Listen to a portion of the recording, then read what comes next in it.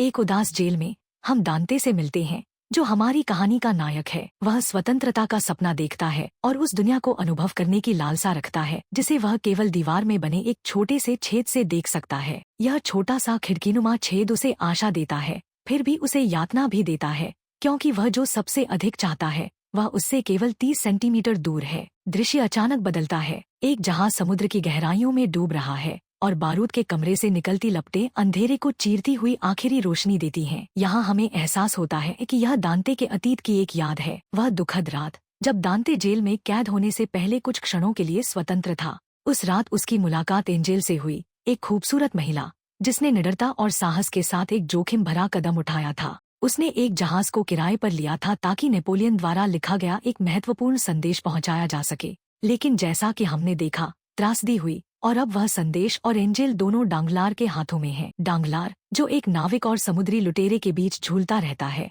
जहाज की लपटों से खिंचकर मौके का फायदा उठाने वहां पहुंचा। संदेश और एंजेल पूरी तरह से डांगलार की दया पर थे, जिसने उन्हें बिना मुआवजे के वापस करने से इनकार कर दिया। जब जहाज आखिरकार मार से पहुंचे तो एंजेल ने वादा किया कि वह संदेश को वापस पाने के लिए आवश्यक धनराशि जुटाएगी। इसके परिणामस्वरूप डांगलार ने उसे छोड़ने का फैसला किया, लेकिन केवल दांते के साथ। दांते, जो अब भी अपने भाग्य की प्रतीक्षा में अपनी कोठरी में बंद था, डांगलार के स्पष्ट आदेशों के बावजूद उसकी बात नहीं मानी। उसने जहाज से कूदकर एंजेल को बचाने की कोशिश की। इस कार्य ने डांगलार को क्रोधित कर दिया, जिसने जहाज के मालिक मोरेल से दांते को अनुशासनहीनता के लिए बर्खास्त करने की मांग की। हालांकि मोरेल ने दांते का समर्थन किया और जोर दिया कि हर जीवन की कीमत होती है। जो दांते ने किया वह सही था। इसके परिणामस्वरूप मोरेल ने दांते को कप्तान के पद पर पदोन्नत करने का फैसला किया और डांगलार को बर्खास्त कर दिया। इसके अलावा मोरेल ने अपने पोते मैक्सिमिलियानो को दांते से मिलवाया और उसे सिखाने के लिए कहा कि कैसे न्यायप्रिय और उदार बने। इनाम के रूप में दांते को उच्च वेतन दिया गया। दांते को अपनी कानों पर यकीन नहीं हुआ। वर्षों की सेवा के बाद वह अब एक जहाज का कप्तान था। यह खबर इतनी अद्भुत थी कि वह इसे अपनी पत्नी मर्सिडीज के साथ साझा करने के लिए उत्साहित हो उठा। जब मर्सिडीज ने यह अच्छी खबर सुनी तो वह अपनी खुशी रोक नहीं सकी। अब जबकि दांते ने एक सम्मानजनक और प्रतिष्ठित स्थान हासिल कर लिया था, यह शादी का प्रस्ताव रखने का सही समय था। दोनों ने सबसे पहला घोड़ा लिया और हेरेरा परिवार के फार्म की ओर चल दिए ताकि अपनी खुशी साझा कर सकें। उत्सव के डिनर के दौरान हर कोई दांते को बधाई देता है, जो क्षेत्र का सबसे युवा कप्तान बन गया था। यह एक असाधारण उपलब्धि थी। हालांकि मर्सिडीज के चचेरे भाई फर्नांड ने सगाई की घोषणा को कम महत्वपूर्ण मुद्दों के साथ बाधित कर दिया, जिससे घोषणा को स्थगित करना पड़ा। जहाज पर टहलते हुए दांते ने मर्सिडीज के प्रति अपनी भावनाओं को व्यक्त किया, जिसने फर्नांड की जलन को भड़का दिया। सच्चाई यह थी कि फर्नांड अपनी चचेरी बहन से वर्षों से पागलपन की हद तक प्रेम करता था और उसे दांते जैसे सफल व्यक्ति के साथ देखकर उसके दिल में ईर्ष्या भड़क उठी। फिर भी उसने अपनी नाराजगी को छिपा लिया और उनके साथ जहाज के दौरे पर जाता रहा। कई हफ्तों बाद वह दिन आता है जिसका दांते और मर्सिडीज दोनों को बेसब्री से इंतजार था। उनकी शादी का दिन। दांते वेदी पर अपनी प्रिय मर्सिडीज का उत्साहपूर्वक इंतजार करता है। मर्सिडीज अपने पिता के साथ गलियारे से नीचे आती है, जिसने अपनी बेटी को एक योग्य व्यक्ति को सौंपने पर गर्व महसूस किया। मर्सिडीज ने कॉलोनी की सबसे खूबसूरत पोशाक पहनी हुई थी और हर कोई उनकी जोड़ी की प्रशंसा कर रहा था। दुर्भाग्य से उनकी शादी से पहले ही कई शाही गार्ड चर्च में घुस जाते हैं और दांते को गिरफ्तार कर लेते हैं। उन्हें सार्वजनिक अभियोजक गेरार्ड के पास ले जाया जाता है। गेरार्ड उन पर गिरे हुए सम्राट नेपोलियन का समर्थन करने का आरोप लगाता है। यह आरोप उस पत्र के आधार पर लगाया गया जो जहाज पर एक बाइबल में छुपा हुआ पाया गया था और जिस पर दांते का नाम लिखा था। दांते यह समझाने की कोशिश करता है कि मार्से तक की यात्रा के दौरान उसके केबिन का उपयोग एंजेल को छुपाने के लिए किया गया था, लेकिन यह उसे आरोपों से मुक्त नहीं कर पाता है। परिणामस्वरूप उसे एक जेल में डाल दिया जाता है, जबकि उसके मामले की समीक्षा की जाती है। दांते की मदद करने के लिए फर्नांड महल की ओर जाता है और दांते की निर्दोषता साबित करने के लिए दृढ़ होता है।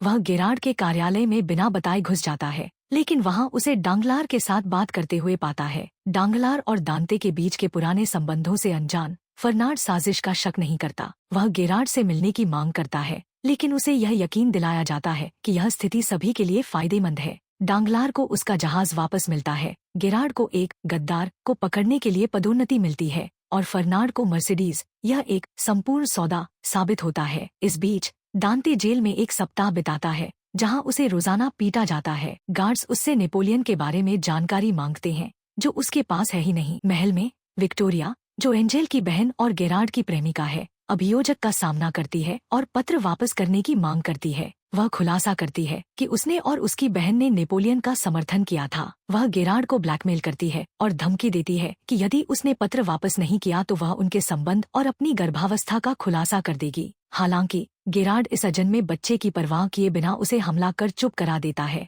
जिससे उसका भविष्य अनिश्चित हो जाता है। जैसे जैसे समय बीतता है, अंधेरी कोठरी में दांते की मानसिक स्थिति खराब होने लगती है, लेकिन तभी उसे आवाजें सुनाई देती हैं। उनमें से एक आवाज विशेष रूप से अलग लगती है। आवाज का पीछा करते हुए वह पाता है कि उसका पड़ोसी दीवार में एक सुरंग खोद रहा है। वे दोनों मिलकर इस सुरंग को धीरे धीरे विस्तृत करते हैं। आखिरकार वे पहली बार एक ही जगह मिलते हैं। वर्षों में पहली बार वे खुद को जीवित महसूस करते हैं।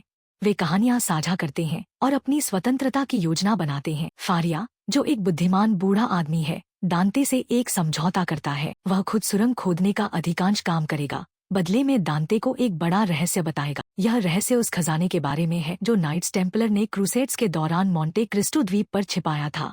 समय के साथ दांते जीने की इच्छा फिर से पा लेता है और अपने जीवन का एक नया लक्ष्य तय करता है, मर्सिडीज के पास एक समृद्ध और शक्तिशाली व्यक्ति बनकर लौटना। फारिया उसे खजाने की कहानी धीरे धीरे सुनाता है। यह खजाना नाइट्स टेम्पलर द्वारा इकट्ठा किया गया था और इसे मोंटे क्रिस्टो पर छिपा दिया गया था। आखिरकार वर्षों की कड़ी मेहनत के बाद वे नरम नमकीन मिट्टी तक पहुंचते हैं, जो इस बात का संकेत है कि वे अपने लक्ष्य के करीब हैं। दांते और फारिया की खुशी क्षणिक होती है, क्योंकि सुरंग के गिरने की आवाज उनके सपनों को चकनाचूर कर देती है। फारिया गंभीर रूप से घायल हो जाता है। हालांकि दांते मलबे से फारिया को बाहर निकालने में कामयाब हो जाता है, लेकिन गहराते हुए घाव फारिया की मौत का कारण बनते हैं। 3 दिन बाद जब गार्ड उसका शव ले जाने आते हैं तो वे उसे एक कपड़े की बोरी में रख देते हैं। दांते मौके का फायदा उठाकर फारिया के शव के साथ अपनी जगह बदल लेता है। बोरी को जेल से बाहर ले जाया जाता है और एक ऊंची चट्टान से समुद्र में फेंक दिया जाता है। सौभाग्य से दांते की बोरी गिरने के दौरान चट्टानों से नहीं टकराती। वह बोरी से बाहर निकलता है और तैरकर किनारे की ओर बढ़ने लगता है।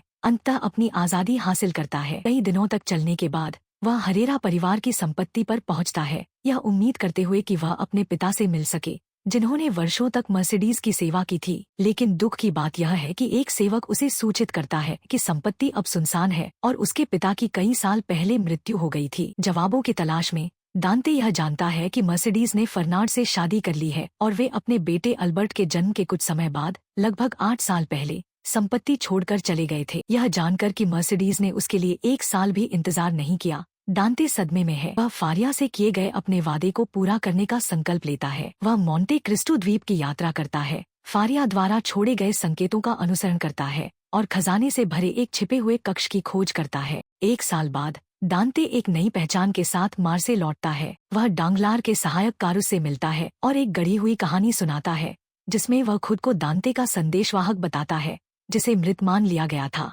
वह मर्सिडीज के लिए एक गहना उपहार स्वरूप देता है। दांते की बातों से प्रभावित होकर कारुस उसे सब कुछ बता देता है। यहाँ दांते को उस साजिश का पता चलता है जो गेरार्ड, डांगलार और फर्नांड ने उसे धोखा देने और उससे सब कुछ छीनने के लिए रची थी। यहाँ तक कि मोरेल, जिसने कभी दांते का समर्थन किया था, भी इस साजिश का शिकार हो गया। उसने अपना बेड़ा खो दिया और अपनी संपत्तियां मामूली कीमतों पर बेचनी पड़ी। दांते यह भी जानता है कि विक्टोरिया को डांगलार से शादी करने के लिए मजबूर किया गया था, जबकि एंजेल को उन दुष्ट लोगों के हवाले कर दिया गया था जिन्होंने उसे वेश्यावृत्ति में धकेल दिया। न्याय बहाल करने के लिए दांते एंजेल की तलाश करता है। वह उसे बेहद दयनीय स्थिति में पाता है, कमजोर और गंभीर रूप से बीमार। अपनी मौत के करीब एंजेल उसे बताती है कि दांते की कैद के बाद उसने मदद करने की कोशिश की थी। एंजेल ने गेरार्ड को भी खुद को पेश किया था, लेकिन एक रात उसने गेरार्ड को कब्र खोदते हुए देखा। उसके जाने के बाद उसने एक छोटे बच्चे का शव पाया जो मुश्किल से जीवित था। उसने उसे बचाया, उसका नाम आंद्रे रखा और उसे एक अनाथालय में छोड़ दिया। बाद में